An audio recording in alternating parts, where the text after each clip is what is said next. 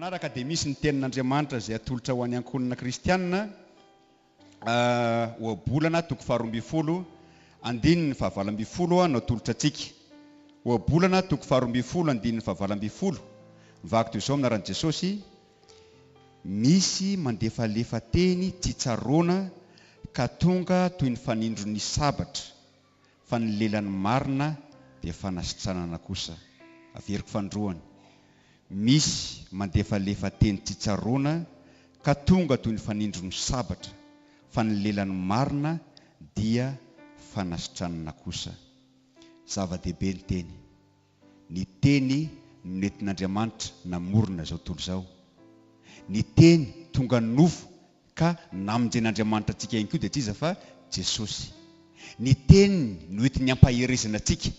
Ny teny ihany koa noentiny hampibebahana antsika. Zany hoe ny kendren'Andriamanitra amin'ny teny dia hamelomana, hampaherezana sy iarovana.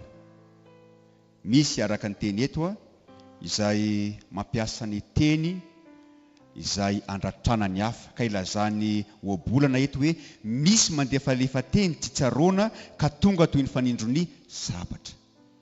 Tsy tian'Andriamanitra hanindrona ny foninamantsika sika amin'ny teny izay ataontsika.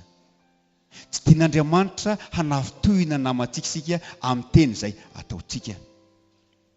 Fa ny tian'Andriamanitra kosa dia ny ampiasantsika ny teny ho fanasaovana ny hafa. Fampiasana ny teny ho fampaherezana ny hafa.